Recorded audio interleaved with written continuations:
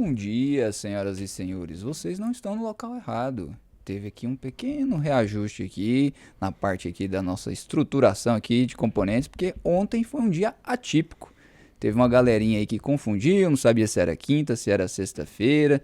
Tem o lucros líquidos, que geralmente aí a galera já aproveita para emendar e já pega sábado, domingo e não tem fim. E a galera esquece mesmo. Só que pensaram que ontem já era sexta-feira. E um desses componentes muito importante aqui da nossa querida participação aqui dos nossos componentes da nossa mesa aqui era o nosso querido Edson. E hoje ele está só fisicamente, talvez de alma não muito aqui. Ele está aqui fisicamente, mas ele está impossibilitado de falar. Você quer falar alguma coisa, Edson? Hoje vai ser um dia, hoje o dia vai ser noite. Vamos lá. Dólar avança e atinge a maior alta desde julho de 2022, pessoal. Quase 2 anos aí.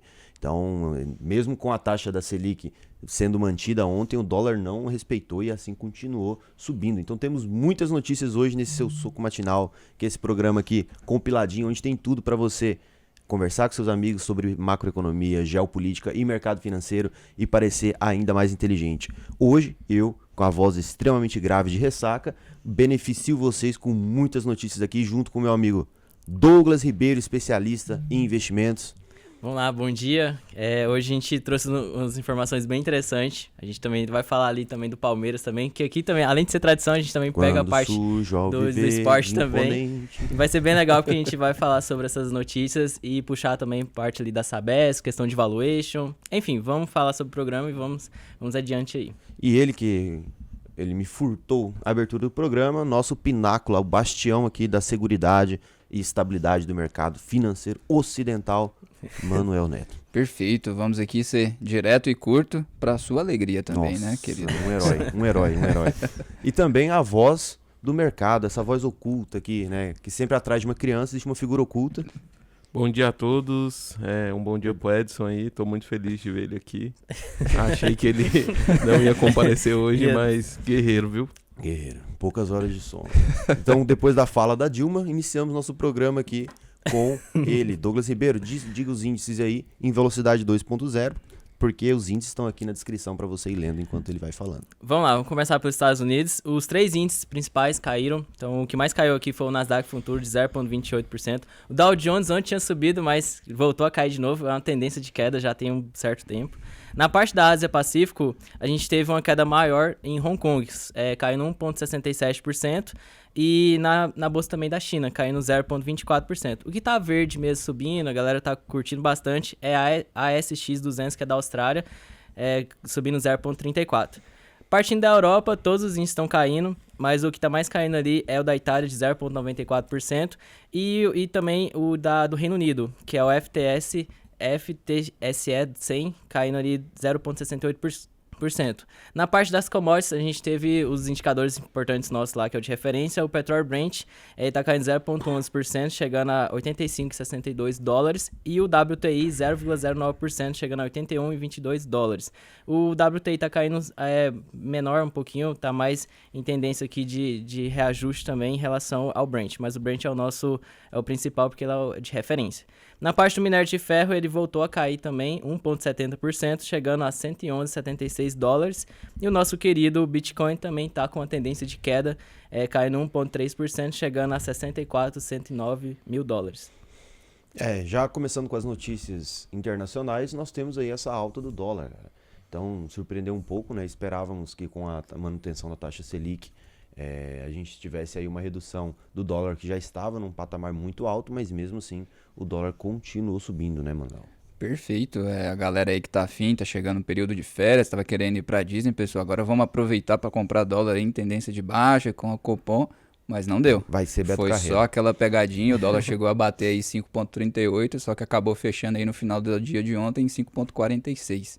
Basicamente a decisão do Copom foi uma decisão muito positiva, foi uma decisão unânime, o mercado entendeu isso como positivo, tanto que o dólar já começou para baixo, só que aí ao longo dos dias ali, algumas falas internacionais dos Fed Boys ali, demonstrando que provavelmente pode ter ainda um pouco mais de dificuldade em questão ali de taxa de juros americana e também a questão fiscal do Brasil, com esse atual governo, atacando diretamente a independência do Banco Central, então isso acaba gerando aí uma incerteza e o mercado ainda não comprou a ideia que vai ter realmente ali um corte de gasto dentro desse governo atual. Então o dólar chegou aí no patamar mais alto desde de julho de 2022, o que acaba gerando aí uma incerteza e mais pressão inflacionária. Só que tem algumas empresas que isso acaba sendo bom, né, Douglas, que é a parte aí de commodities.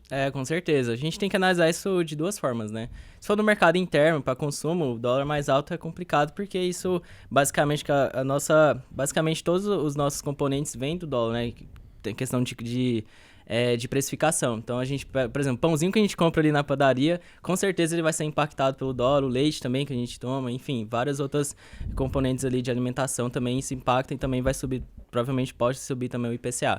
Mas para a empresa, tem algumas empresas que favorecem com esse cenário. Então, a gente tem ali empresas do ramo de frigorífico também, a gente tem empresas do minério de ferro, igual a Vale, pode também trazer uma certa... inflar positivamente o balanço em relação a isso. Então, a gente precisa analisar dois cenários. Por isso que é importante ter na carteira também algumas empresas exportadoras, porque basicamente você consegue trazer uma maior segurança quando o dólar tá alto também. E também alguns indicadores, também alguns ETFs, igual o IVVB11, que a gente sempre também fala sobre ele. Poxa, se uma carteira tem uma parte de nacional e também tem o IVVB11, também ele pega essa parte da elevação do dólar, que é isso, você está investindo nas 500 maiores empresas dos Estados Unidos. Então, é sempre importante ter esse cenário de tanto no dólar caindo, como também subindo, porque você consegue vencer a longo prazo tendo uma carteira com esse tipo de característica. A outra notícia internacional que nós temos hoje é do S&P, né, o global, que é o PMI sofreu uma queda inesperada, né? Isso, principalmente ali na zona do euro, né? É claro que tem várias economias ali, mas eles acabam fazendo um levantamento geral dos países ali que fazem parte da zona do euro.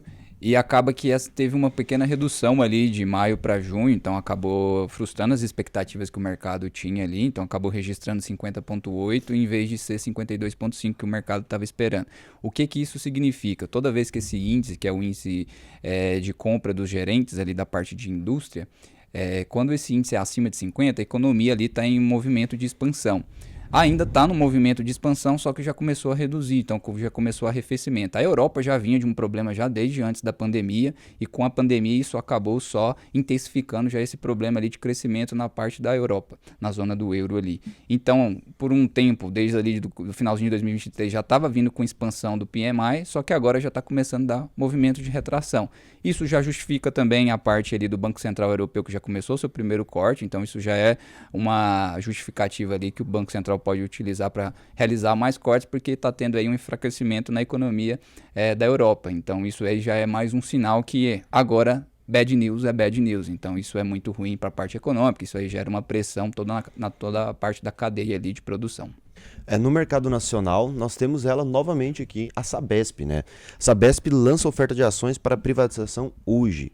E esse movimento de privatização da Sabesp ele já era observado pelo mercado, e desde maio a Sabesp vem com um crescimento de 43%. Então temos aí o mercado precificando ainda mais a Sabesp nessa perspectiva de privatização. Sim, é bem interessante. Na notícia a gente trouxe alguns nomes que podem compor ali o conselho de administração, né? Que a EJA, que ela é a empresa de saneamento ali que pertence à Itaúsa, é a maior do setor privado.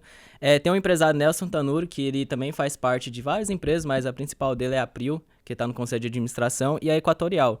Mas interessante também dessa notícia é sobre questões de valuation. Eu peguei alguns dados aqui, ela está sendo negociada hoje a um PL de 15,58%, basicamente PL é o preço sobre o lucro, basicamente assim, a quantidade de tempo que o investidor vai ter o retorno dele caso a empresa distribui 100% do lucro, que você pega ali o histórico do lucro dos últimos 12 meses. Então, basicamente, seriam uns 15 anos ali, 15, quase 16 anos que você teria que permanecer no ativo, considerando que ela não vai crescer nada, se considerando o cenário atual. E um preço-valor patrimonial de 1,61%, que é o ágio que você está pagando em relação ao patrimônio líquido da empresa, e um EV sobre EBIT de 7,52. O que acontece? Quando a gente analisa esses dados, a gente percebe que tem outros players que têm um valor menor. Então, a gente tem uma Sanepar ali que está sendo negociada abaixo do valor patrimonial, a gente tem a Copasa também que tem um valor mais atrativo. Então, essa notícia traz uma certa abordagem no sentido assim, poxa, ela já subiu 43% desde maio do ano passado. Será que agora seria interessante se posicionar? É um certo estudo que a gente faz sobre o ativo, porque às vezes quando vai para o IPO, o próprio controlador quer vender no melhor preço possível. Então fazer essa análise também é interessante para o investidor de longo prazo para comprar as empresas no melhor preço e assim ter maior valor ao longo do tempo.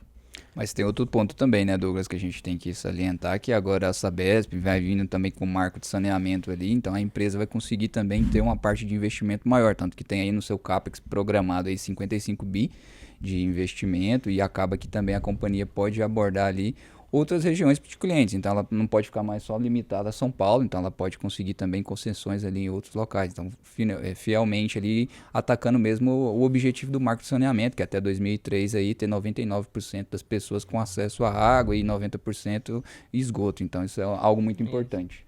Com certeza, e tem várias coisas da Sabesp que eu sempre relaciono muito com a Eletrobras. Vai ter algum momento que ela vai fazer desinvestimento em alguns ativos que não faz tanto sentido estar hoje no portfólio. Porque a Sabesp tem um balanço um pouquinho mais pesado, vamos dizer assim. Porque essas empresas mais estatais, de certa forma, fazem investimento em locais que às vezes não são tão rentáveis, né? Porque, claro, tem a parte social também que é importante. Então, provavelmente, com a administração privada, provavelmente algum ativo pode desfazer e isso aumentar a rentabilidade do ativo. Então, isso é interessante também analisar. Indo agora para as notícias não tão irrelevantes, nós temos ela, a Enauta, né? Enat3, é o ticket dela na bolsa, ela lança 600 milhões em debentures. E o que são debentures no final das contas, né, Douglas? Debentures são uma forma de captação de dinheiro no mercado, muito semelhante, por exemplo, a um CDB, só que por empresas privadas. Totalmente organizado pela empresa privada que lança o CDB, a debenture.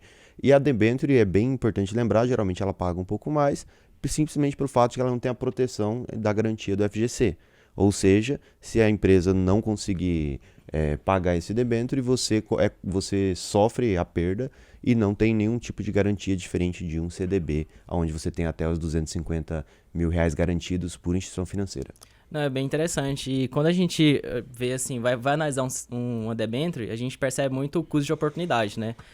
Porque, por exemplo, tem empresas que têm balanços bem sólidos, que pagam IPCA mais 7, IPCA mais 6, IPCA mais 8. Às vezes compensa mais ser debenturista das empresas do que a própria acionista, de certa forma, né? Claro, se a gente pega empresas de setores que às vezes não são tão perenes, faz sentido o estudo em relação a isso. Agora, empresas de mais de longo prazo, por exemplo, o setor bancário, de saneamento, por exemplo, no caso aqui da Enauta, ela é de petróleo, então é um mercado mais volátil. Mas ela tem um balanço interessante. Dentro ali das petroleiras privadas, a gente tem um certo interesse maior, sim, pela PetroRecôncavo e também pela Prio. Mas a Enauta também tem as suas partes interessantes, principalmente no lifting cost também, que é um dos menores do setor, que é a extração do minério de ferro.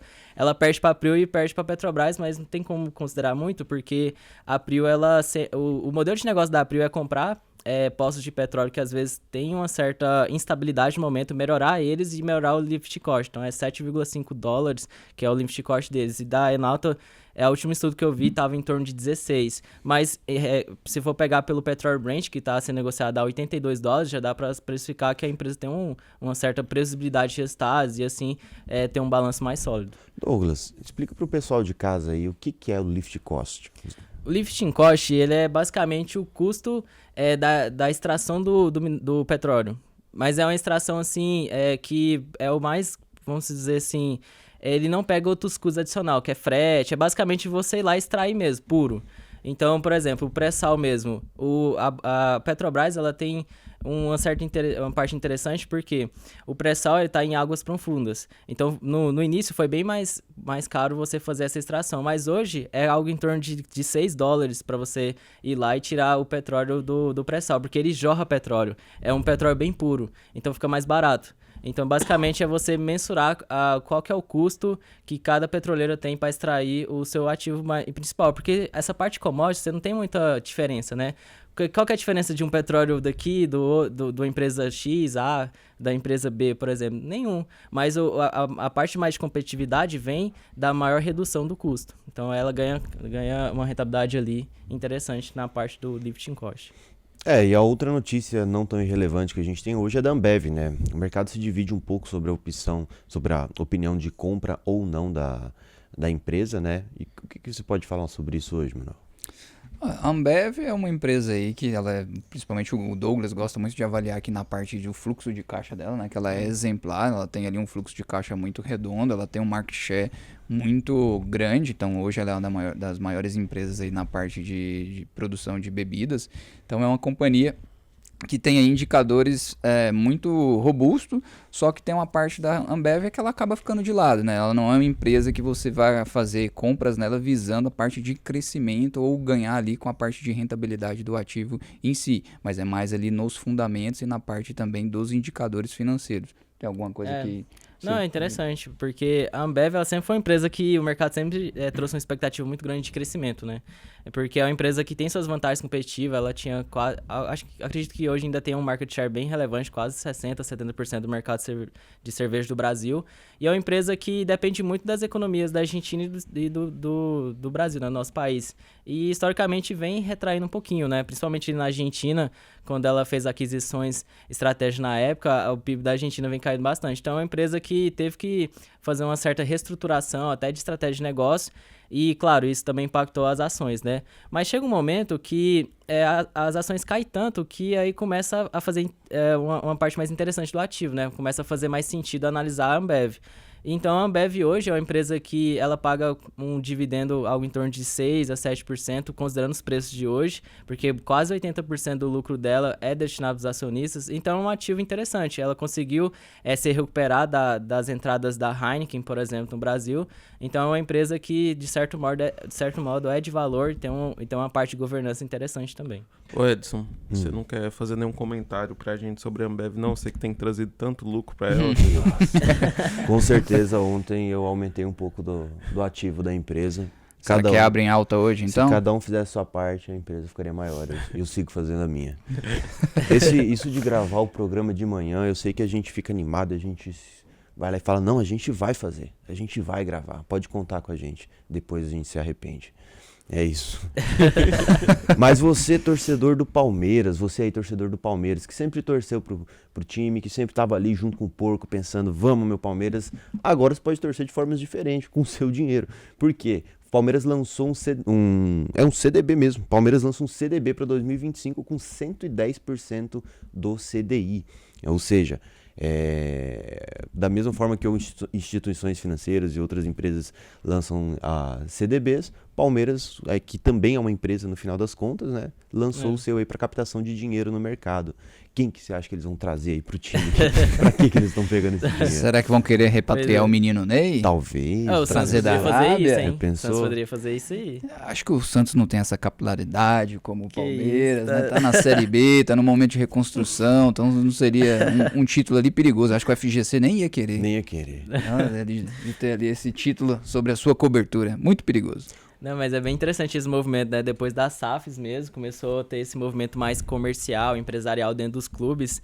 E é interessante que o Palmeiras está fazendo sobre isso. A gente também tem um balanço bem interessante também do Flamengo. Ele vem reduzindo seu endividamento, também aumentando seu faturamento. O Flamengo foi o primeiro clube de futebol a chegar a 1 bilhão de faturamento, né? Pega essa parte de marketing também, de bilheteria, é interessante. Os clubes de futebol já indo para essa linha mais empresarial e também formalizando também os seus conceitos, que isso é interessante para o nosso país. Temos também uma outra última notícia não tão irrelevante, que é a votação no Senado sobre legalização de cassinos e jogos do bicho, né?